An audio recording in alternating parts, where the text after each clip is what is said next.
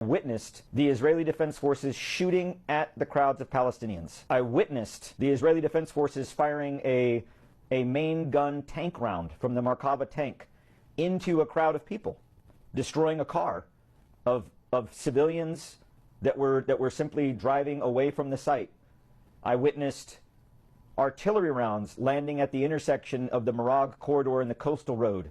I witnessed mortar rounds being fired at the crowds of people to keep them controlled onto the Marag corridor in the south. My professional opinion of how the sites were established was what I would describe as amateur, inexperienced, untrained, no idea of how to conduct operations of this magnitude.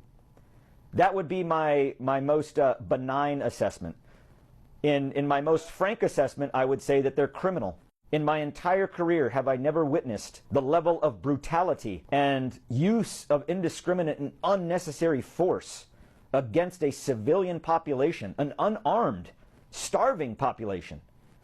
I've never witnessed that in all of the places I've been deployed to war until I was in Gaza at the hands of the IDF and U.S. contractors. The Gaza Humanitarian Foundation has called allegations made by Anthony Aguilar categorically false and said he was a disgruntled former contractor who was terminated for misconduct, which he denies. The Israel Defense Forces said the IDF have conducted what they called learning processes to reduce friction between forces and the population. It goes on to say, as part of this effort, IDF forces have recently worked to reorganize the area through installation of fences, signage placement, the opening of additional routes and other measures. Following incidents in which harm to civilians who arrived at distribution facilities was reported, thorough examinations were conducted and instructions were issued to forces in the field following lessons learned.